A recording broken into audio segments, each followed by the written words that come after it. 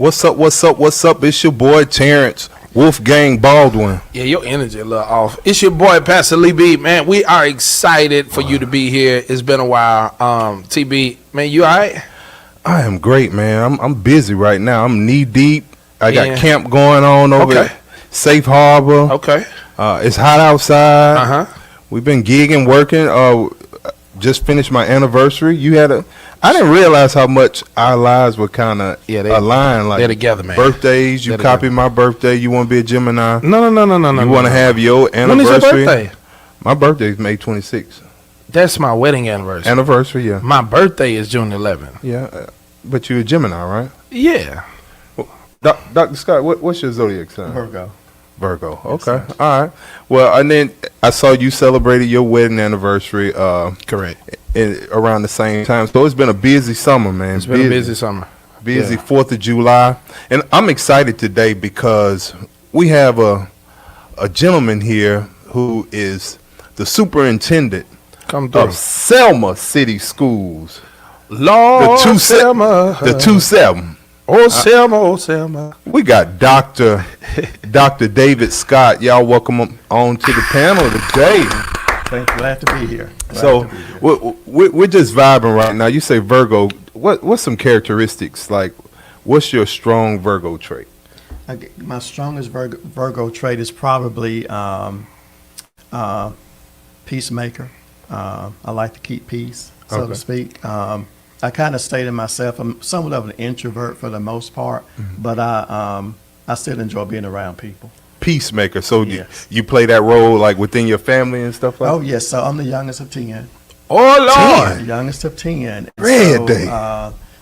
6 boys and 4 girls. So by the time I came along, you know, my older brothers and sisters, they like to get into the fights and all that kind of stuff. I was the one sitting back saying, if y'all don't stop, I'm going to tell mama. I'm going to tell mama. So yes, just kind of trying to keep the peace. Peacemaker or snitch? I'm going to tell mama. Peacemaker. Yeah. No, I love it. I think so.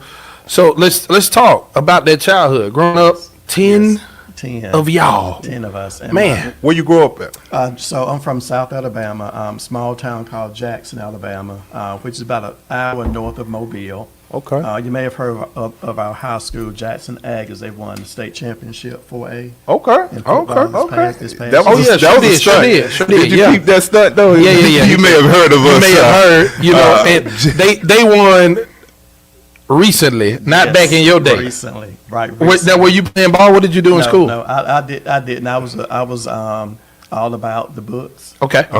So, but growing up in a small town, you know, we grew up on public assistance. Got you. And so my mom was at home with us the whole time of my career. But my mom had me when she was about 40 years old. So my oldest sibling is like 17 years older than me.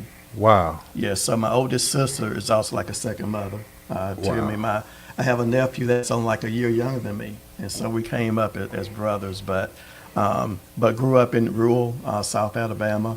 You know, we didn't know at the time what we didn't have. Right. So my mother made sure that we went to school. She would have talked about education, the importance of education, made us do right, made us stick together. And one thing she told us, don't go out there bothering anybody. But if anybody messes with you, you better protect yourself. That's right. Wow.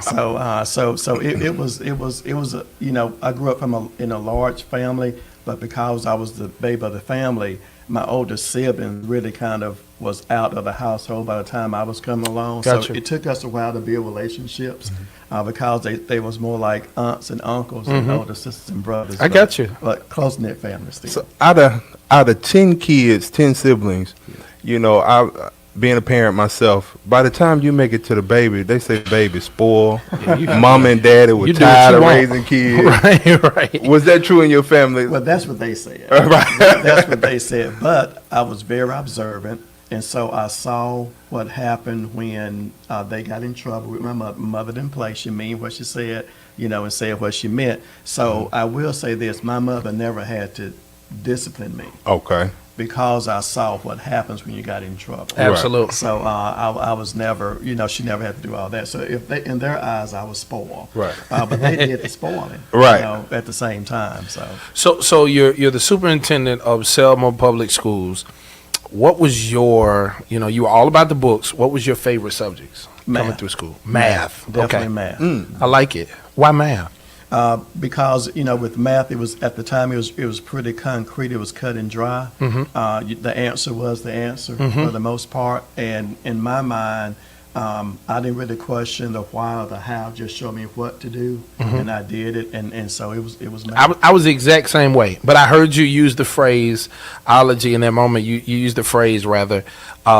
At that time, it was cut and dry. At that time, how you feel about this new math? Well, the new math is really not new math. Is a new way of thinking about math. And the only difference now is that in our younger grades, our elementary school, we're really taking time to teach the concept, about math, how to break those numbers apart, why things are as they are. And so it's really kind of a different focus to make sure that at a younger age you understand the concept of it. Got you. Because it seems strange to us parents.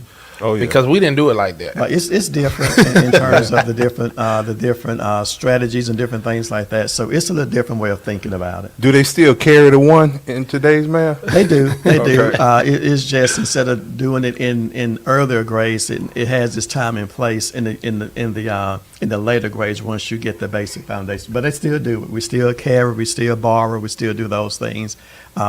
But it's a little bit later on in the process. I like it. Let's pause for the calls because there's some watching right now. We want you to know you definitely can talk to us. You can drop a comment, put something in the chat, definitely that you might want to know about maybe Selma Public Schools, or you just want to know in general about education. But I also want to invite you to share, like, and subscribe. We're on Digital Media Collective's page right now, but we're also on Instagram and we're also on YouTube. So help us, help you, and the rest of the world learn a little bit more from all of our guests and even some of the bantering in conversation I have with my big brother. Old folk and young folk, we got a way of talking to each other here at Blue Moon, and he getting older and older, so we have some fun off the cuff, and I want y'all to be a part of it. So like, share, love, subscribe. Yeah, if you have any questions for Dr. Scott, please chime in. Don't ask nothing crazy now. So let's get into it. You erased a few of my questions because I really wanted to know how long the cereal lasts with 10 kids in the house. But you said they were pretty much gone. Yes. So tell me your favorite school memory.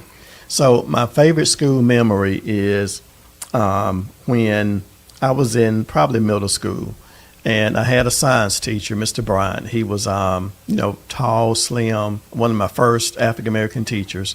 And he was very tough on everybody. And so science was not one of my favorite subjects at all. Even though I like math, the science was not so much. But one of my favorite memories is that he would always encourage us. He would always stay on top of us. He would always be hard on us. He never let us use an excuse about why we couldn't do anything. And I just appreciate the fact that and I was a quiet person in school. I was quiet. I only talked when I had to talk.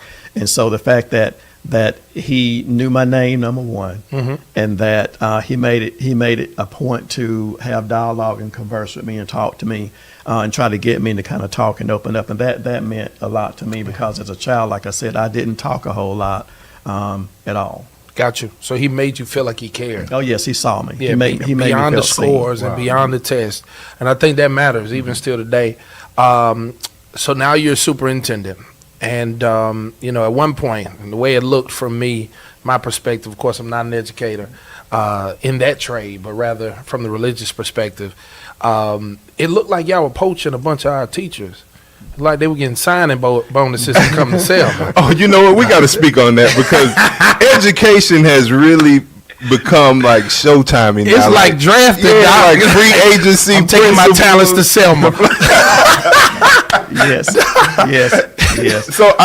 So speak to that. Like, does that get the community excited to see those flyers with principals and who's being drafted over here? What does that do? Well, it does. One thing it does is that it kind of energizes the community to know who's coming and the commitment that's being made by people choosing to come.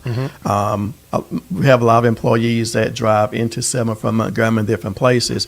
And so that says a lot about their commitment to do that and to be vested in what's going on. And, as you know, we do have a shortage of certain positions in education, special ed being one of them. And so we do have a stipend, a $5,000 stipend for special ed teachers because we're still trying to attract special ed teachers. And so because that's a very important area that serve our students. And so special ed is very important, and we just need more special ed teachers. Wow. So you hear that? What do they have to be certified? Well, yes and no. If they are certified, then they get a $5,000 stipend for the next 3 years. Oh, wow. So listen, for the next 3 years, that's $5,000 per year for the next 3 years. If they're not certified, they get $3,000 per year, and if they get certified during that time, then they would get the additional $2,000, and they would get the $5,000. Y'all need a theology teacher, Yeah, right? cause So special ed is, and that shows the commitment to our Board of Education for agreeing to do that because they see the need for us to. We'll speak to this. What type of person, what type of character would you look for to be a special ed teacher in general? Someone who has, number one, a love for students, Right. but someone who also understands the challenge because it does require a different level of commitment to work with our boys and girls who have certain needs above others. And so just someone who has patience as well, and just have a commitment, is the main thing, just being committed to the cause and committed to the students and committed to the craft. So what do you think is going to happen to the future of education? Like, there are not a lot of certified teachers in our schools these days. So what do you think that's going to come to? I don't know, but it's causing us some concern now because we've seen this several years ago in terms of a shortage of teachers. But we do appreciate those of our employees who do not have that background in education but still chose to come because what that means is they're choosing to come and to learn and to also get certified at some point to be educated as well. And that requires a different type of commitment. Absolutely. It also requires a different type of support because they don't have that background that other teachers do. But the unique thing about it is that the expectations are the same. So on day one, when you walk into that door, when the boys and girls come, whether you're a certified teacher or not, the expectation is the same. So we do a lot of work ahead of time to make sure we get all of our people prepared for that first day of school. I like it. Now, we really want to get into, your vision for Selma and even further talk about a few of the discrepancies I think I can see from the education system of old and the one we have currently, what sometimes seems like a lack of passion and more about pay and things of that nature. But let's go lighter for a second. What is on your desk and what does it mean? I have a lot on my desk. The biggest thing I have on my desk right now is probably job vacancies, honestly. School starts in a few weeks. We're still trying to hire teachers. We just hired our last principal of one of our schools.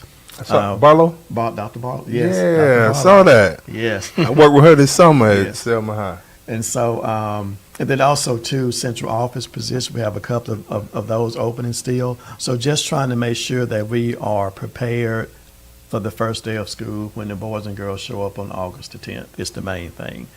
Because during the summertime, that's when we spend a lot of time getting ready for the coming school year. It starts even before then, but now it's like crunch time. I like it. I like it. People don't want to work these days, man. That's a whole other conversation. Yeah. You don't need 3 hours for that But one. but it's relevant. You need a warm body sitting in front of the classroom. Don't nobody want to show up. But see, I think, and see, to me, I always saw being an educator as a passion job. It never paid tons of money, while yet we have a system or a society that is constantly raising the cost of everything. And so I guess that leads me back to my point. What is your bigger idea, your bigger vision for Selma? Well, for Selma, my main vision is that we operate in a spirit of excellence. Not that we're not perfection, but excellence. That means we show up each and every day. We have a commitment to what we do. Each of us understand what our role is and recognize our role is very important. No matter what role we play, it's all important. And just holding ourselves accountable. You know, Gotcha. that's the biggest thing. You know, when I came to Selma about a year ago, my main focus this first year was on culture and climate. I like it. Working on relationships, building relationships, mending relationships, so that we can get to a point of accountability and transparency. Then we can really get some work done. So we've made some improvements, but we still have some work to do. But it's been a great year, a great year. So you graduated undergrad, University of West Alabama. Yes, it was Livingston back at the time, but Okay. now it's West Alabama. Okay. And then you attended UA, University of Alabama. Yes. You're a Roll Tide fan. Yes, Roll Tide. That's what's up. So, and then you started your career in Tuscaloosa County? I did. I started my career off in Tuscaloosa County as a math teacher, junior high school. Wow. How was that? It was tough at first because, you know, when I came into the classroom, I walked in with the understanding, like most teachers do, it's going to be great. We're going to have boys and girls who are going to come in ready to learn, ready to work. Not so much. Not so much. Right. Right. Was there ever a time that you felt like you wanted to get into another career field? Oh yes. So my undergrad degree was not education. Education was the last thing I was going to do. My undergrad degree is in business with an emphasis in computer science. I was going to be a computer science, programmer and make all this money. Yeah, he's gonna make good money too. Good money. And so my last year, before I graduated, the dean of education came to talk to us about Alabama needing math teachers. And so they had this program, this non-traditional fifth-year program, where the state was trying to recruit more math people. So if you agreed to it, the state would pay for you to get your master's degree, to get certified, and you had to commit to teach in the state of Alabama for 3 or 6 years, depending on how many years you got the scholarship. So I applied, got the scholarship, stayed in school, got my master's degree, and I had agreed to teach in Alabama for 6 years, and that's how I ended up in Tuscaloosa. So that first, my immediate plans were to teach those 6 years and go on about my business. Well, those 6 years turned into 32 years. My Lord. So 32 years later, still How old here. are you? How old are you? I'm 55. Okay. My Lord. So tell me, what's one fun fact about you that most people don't know? A fun fact that most people don't know. Most people may not know that I've recently taken up bass guitar lessons. Come through here.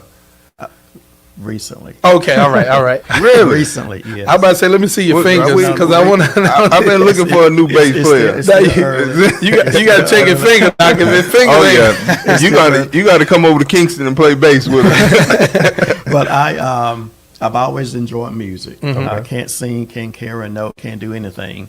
But in college, I did take piano for one of my classes. But love music, and I thought that since I'm older and more settled, let me do something. And so that's what I like it. So, tell me this: is it true that you drive from Tuscaloosa, Alabama, every day to Selma, I do. and you go to the gym before any of it? Most days I do. I'm a morning person, so about 4 a.m. I'm normally up in the mornings, and then I try to get to the gym by 4:30 or so. And then you had to make that. How far is Tuscaloosa from Selma? It's like an hour and 15-minute drive. And you don't get no tickets? Because Tuscaloosa like tickets. I got a warning or two. Man, you know what, man? I got pulled up over in Tuscaloosa, They man. love tickets, dog. All the little towns in there, they love a ticket. I dog. played a gig and I was coming back. It was like 1, 2 o'clock in the morning. Dude pulls up, asked me for my license, and next thing you know, he just popped the thing in and told me to blow.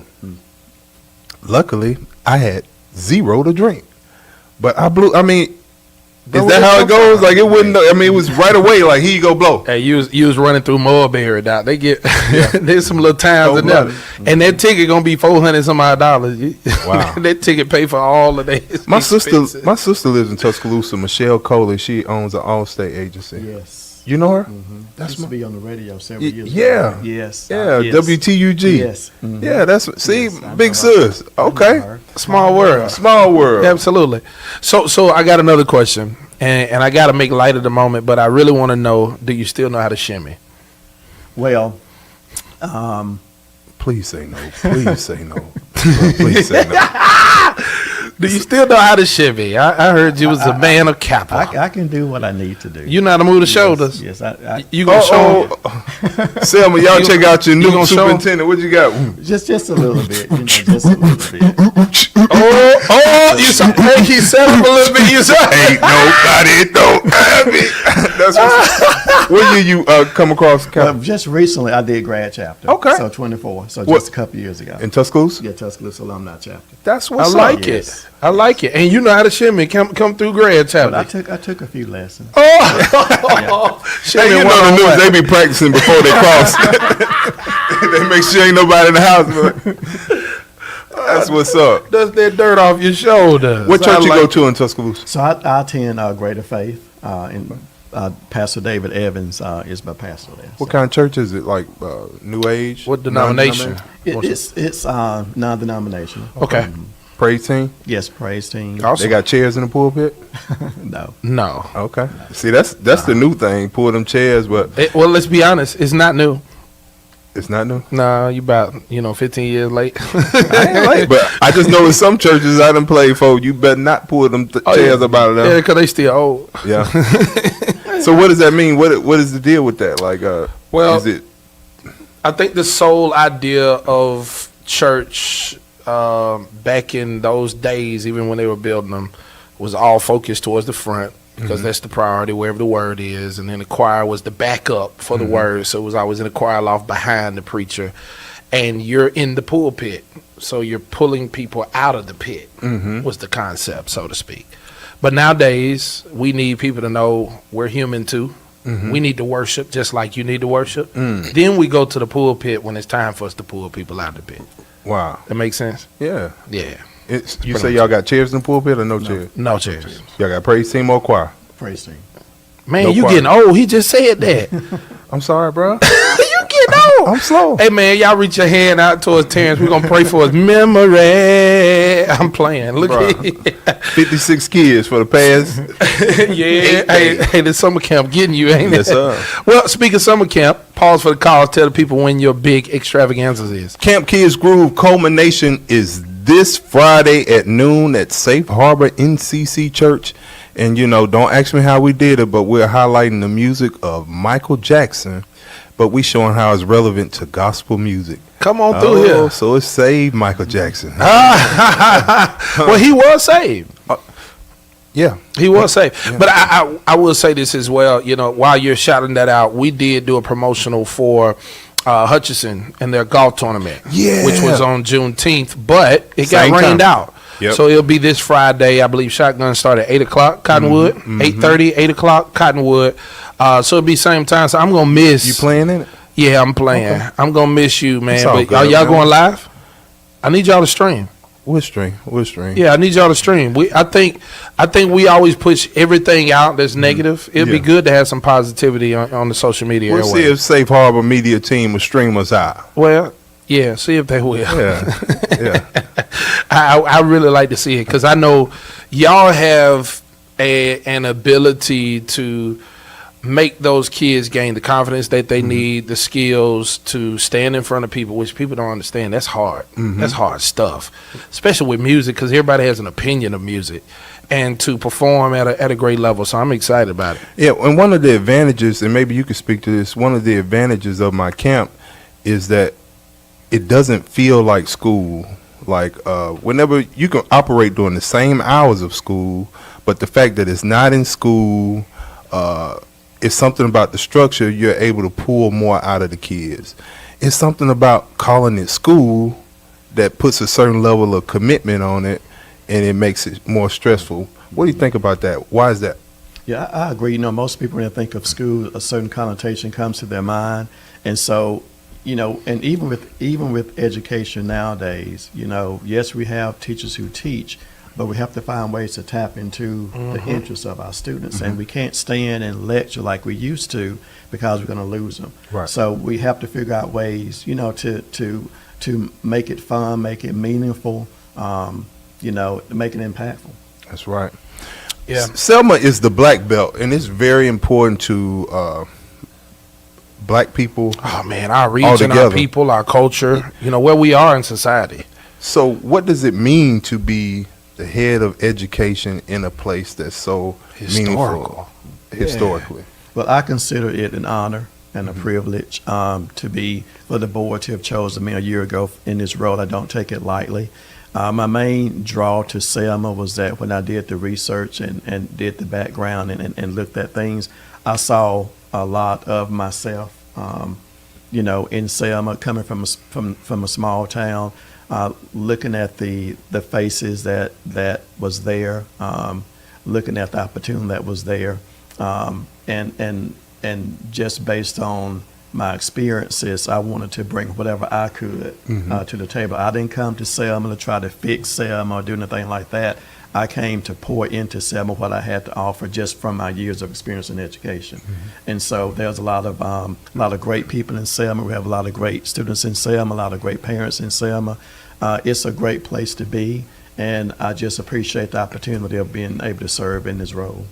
Your mission for Selma is one voice? One vision, one voice, one Selma. Tell me about that. What does that mean? I love it. So with the one voice, the one vision, first of all, we have to have a vision. We have to know where we're headed, what direction we're going in, and that vision has to be communicated, and you have to have buy-in. Our parents, our students, our community have to have buy-in, and really the vision for Selma is very simple, that we operate in a spirit of excellence, not perfection, but excellence. And what does that mean? I mean, just being intentional about things. Absolutely. And strategic about things. Realizing the importance of relationships, they're very important. So having that one vision, making sure that we all communicate that one vision. That one voice means we're all speaking the same language.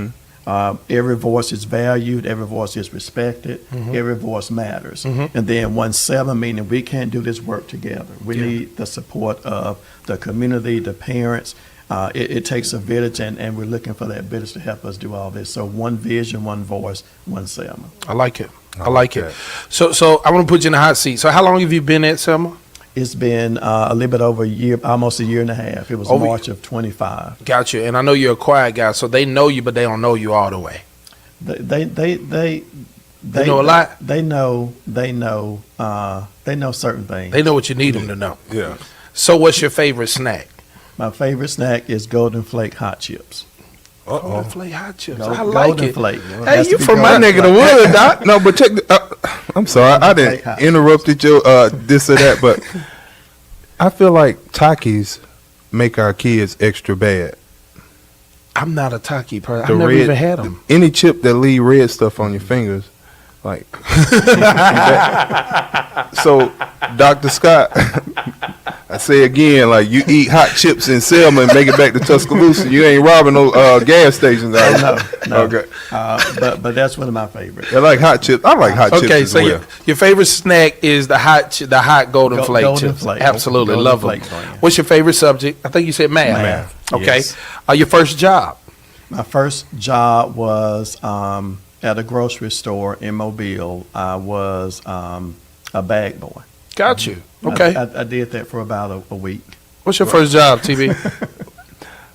I was Chuck E. Cheese. You worked at Chuck E. Cheese?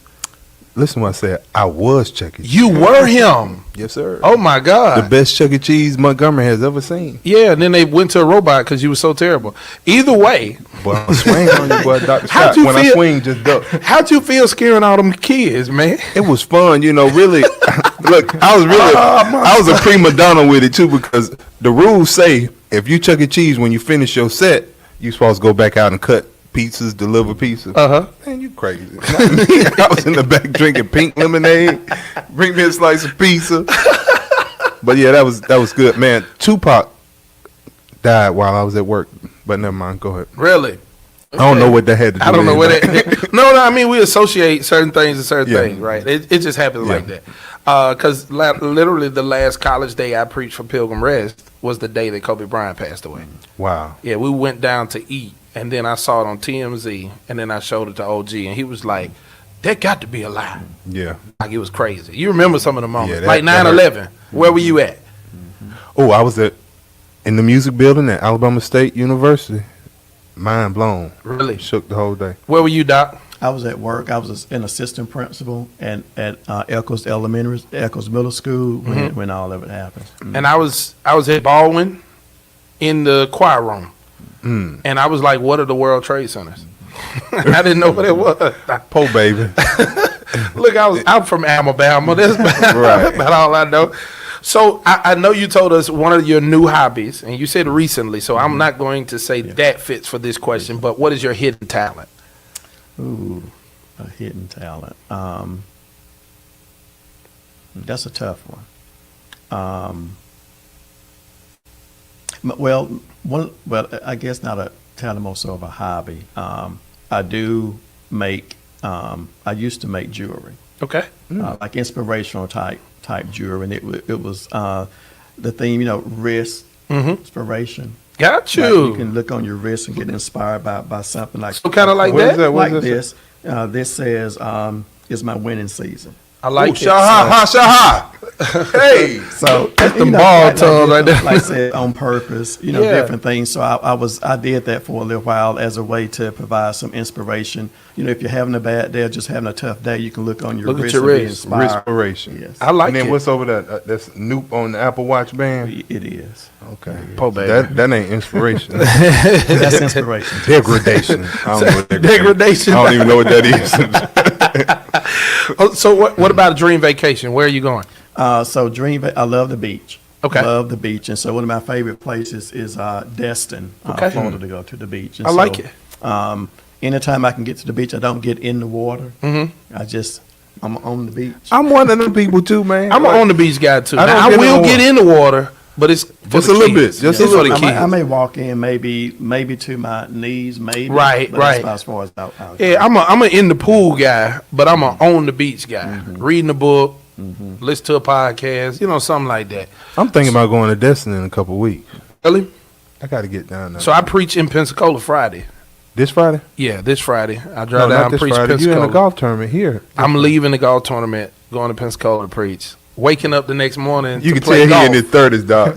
You go play golf and then go preach, bro. When I play golf, I ain't doing nothing else. Wake up the next morning and golf again, looking at the water. Oh, that's Hallelujah. Yeah. You gonna be back for church Sunday? Absolutely. You bet your bottom dollar.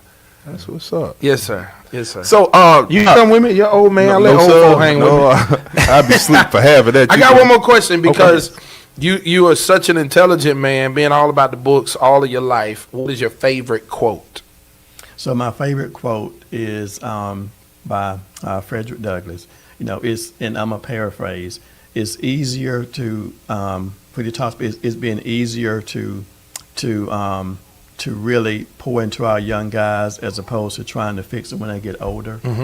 It's the biggest thing because that's part of what inspires me as we work with our students, as we work with our young people, to really pour into them now while they're younger, because there's so much going on. They deal with so much, and the things they deal with now as children, I don't know how many of us as adults could really deal with that and show up every day. Right. And then they come into the school. We expect them to sit there and learn and do all these things when they got all this other stuff Absolutely. that they're carrying with them. So really kind of pour into them and build them up while they're young, so that they're not broken, and we're not trying to fit pieces together when they get Absolutely. older. That's heavy what you just said, because Yeah. I hear most of the time I hear older people saying these kids don't have the strength to handle stuff. They're weak. They do. But what you're saying is actually they're dealing with more stuff and they just appear weak to us. Absolutely. Right. They deal with a lot. They have a lot on their plate, and just think about the different things they're exposed to. They have the world in their hands with their cell phones and this technology. They have everything there, and so they still need us to kind of filter some of those things. Wow. Absolutely. That they're seeing and going through every day. And so, my daughter, she's 22, and even with her, we had to have conversations early on because of the things that she was exposed to just in daily life as a child, things that we weren't ready for her to know about yet, but here we are.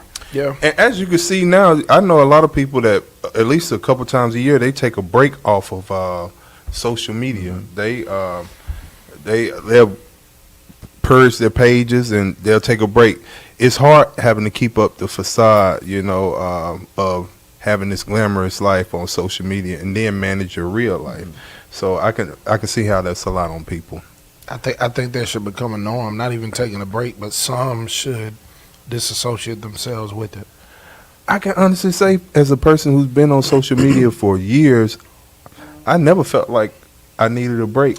It was because the real life is what's important. Absolutely. And so that never really mattered. But I've never felt that I needed a break. I think it's a thing of prioritization, and I think because I ain't gonna say because you grew up in it. I just think it's because of how you were raised and reared, maybe, and or life circumstances, that you use social media as the tool that it really is, versus allowing it to become your life. Right. Right. And when you allow a tool to become your life, that tool can have its way with you. Because Facebook changes all of the time, So it's the microphone. Validation, all of that. Yeah, it can shift, man. The agenda of the creators. Right. It can start making your life weave and move and wobble in different directions. So, Dr. Scott, you kind of shared your vision for Selma. I want to do one more segment. I don't know what you have, T, but I want you to finish the sentence. Okay? Sentence goes, first one, education changes. Education changes lives. It changed my life. Coming from humble beginnings, the difference maker for me was education. That's how the field was level, because even though I didn't have as much as other people may have had, other friends may have had, I was sitting in the same room with them receiving the same level of education. Absolutely. And that has been a difference maker for me. So education changes lives. Every child deserves. Every child deserves a champion. And that's a quote from Rita Pearson. Every child deserves someone who's going to go for them, who's going to be in their corner, who's going to pour into them, who's going to lift them up, but also who's going to make sure that they understand there are also consequences to certain behaviors and choices and different things too. So every child deserves a champion. Selma is one of the best places I've ever worked in my life. It really is. After 30-some years in education, being in Tuscaloosa, coming to Selma has really been one of the best experiences for me, because of the passion that's there, because of the love that's there, the history that's there, and I've been accepted with open arms.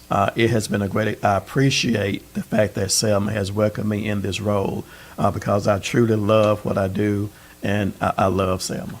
So let's go vision. In 5 years from now, I hope our district. 5 years from now, I hope our district is one of the top performing districts in the state. When it comes, I know we talk about report cards, and the report card grade is not everything. It's not an end all. It does not necessarily, show the real picture. But imagine what it would look like to address the perception of our district if we were one of the top performing districts in the state, and we will be. I love it. You so sharp, Doc. You so he sharp. with it. You can't catch it. You so sharp. School of Discovery is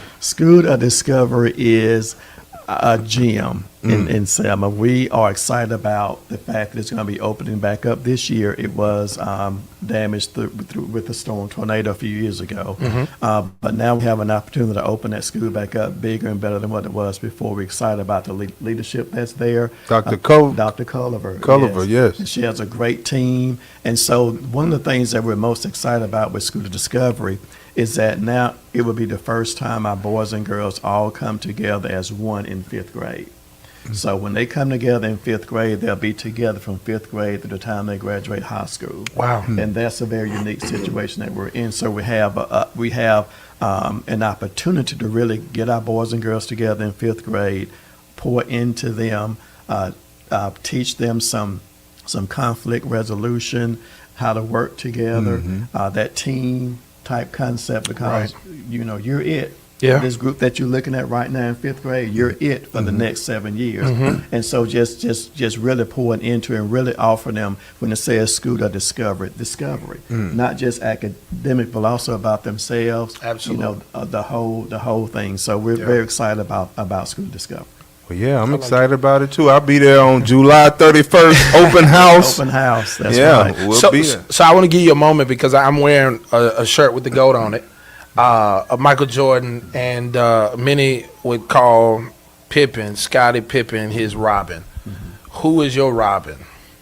Who is That's my a Robin? messy question, bro. You They said I on ain't here catch watching Selma You folk. said I ain't catch him earlier. I gotta catch him. I think my Robin would be Miss Bradley. She's my she's my right hand. When I first came to Selma, she was the one who kind of took me under her wings and really kind of made sure I knew, you know, how things was going. She's my secretary, so I love it. You know, very important person. She kind of holds everything together, and I appreciate her taking me under her wings and kind of teaching me the ropes, so to speak. But she's a treasure. She really is. Shout out to Sister Bradley. I like it. Shout out to your whole team. Like, I've been in Selma your entire time there, man. Your people it's a great environment. So as he's looking for people, man, Selma is very cool, chill. Shout out to Kristen Williams. Shout out to, who else we need to shout out? Miss on your Millage. Miss Millage. Oh, Cynthia Millage. How can I forget? Beautiful. Dr. Barlow, all of the principals down there. It's just a lovely environment. And thank you for allowing Music Education on Wheels to be a part of the team. You know? Yeah. It's been. Thank you all for coming. Yes, Now sir. I want Thank you to for ask you coming. this because I know myself and T-Ball, and we often partner with MPS. One of the major events that we hosted for them had to deal with absenteeism. Is that an issue in Selma? It is. It is. We still struggle with that. It's gotten better, but we want it to be even better these next few years. Got you. So what would you say is the hardest or the most difficult thing to get over so you can get what you need to get to the students?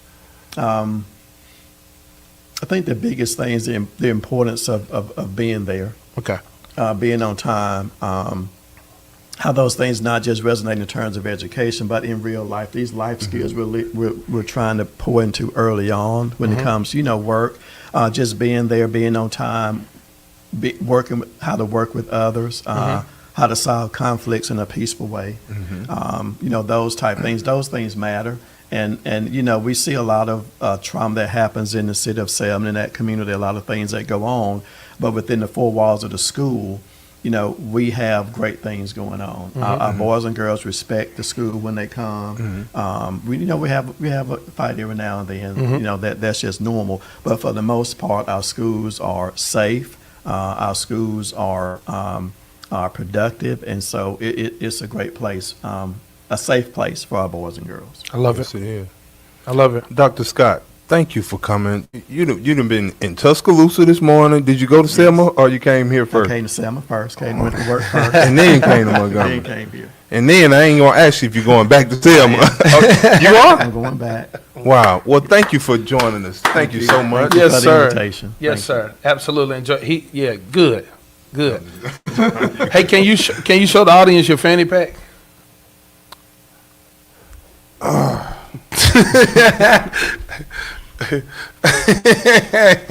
Michael Jordan fanny pack. I need y'all to tell me, are they coming back in style or no? I'm just really trying to figure this thing out. He is definitely always someone who's pushing the envelope. But you ain't see how flat that stomach is though. You see that stomach? I saw how flat the fanny pack was. That mean you ain't got nothing in there. Man, you always got just compliment me, bro. Dr. Scott, amazing job, amazing Thank you. interview. Yes, sir. Great to meet you. I don't know how you wake up so early in the morning, but it is a blessing to have superintendents that care about students. That's right. We know, it's too many people looking for the bag right now.